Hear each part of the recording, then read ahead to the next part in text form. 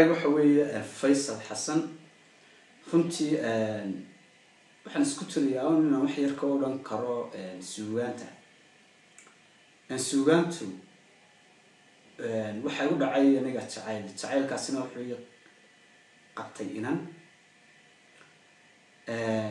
marka jacaylku waxa weeye dunidan aan ku noolnahay waxyaabaha saldhigga ah sawirka marka aan qaatay waxa weeye eray kasta oo afkayga ka soo baxayay wuxuu matalayay qaabka aan u jeclaa inantaa iyo shabaha inantaas xitaa lahay iyo aniga naftaydu sida ay dareemayso xilliga matalan waxa kamid ahayd maalin maalmaha kamid oo ahayd baan malaynayaa runtii sanadkii 2014 February 28 maalintii ugu dambeysay bisha ayaan gabadhii aan jeclaa anigu baa isla hadlay marka isla hadalkii heestan uu iga keenay waxaan idhi jacayl aan dhammaan baad feedhaydi bidixay dhaqso igu beerto faysay bisbaana fiidkii markay tahay naftu ila faqdaayo wajigaaga quruxda leh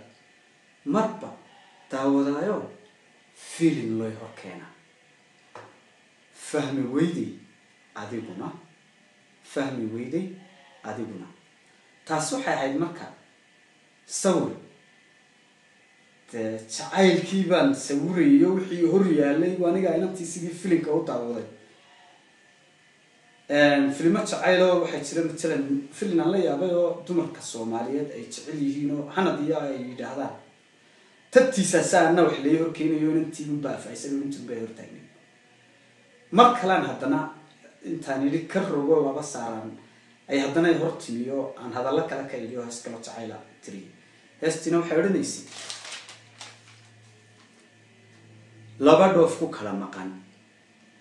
midba gaar u nool yahay dana kaba dhaxayso isdoontoonay muddo dheer danahooda khaaska ah inta ay ka doodeen damal wada fadhiisteen danahooda eegeen darandoori hadalkaas daawashada ku wacana hadaad joogi lahayd oo qoftu mar qurun soo hor fadhiisato bal adduunkaba hadday doonto aba jacaylkaagu intaa ku kacda masarkaan oo laba qof caadi ah soo fadhiistaan ana qiimaha jacaylku leeyahay waxaan xitaa gaadhin lahayd warna uu intaan jeclahay xitaa marun ma hor fadhiisato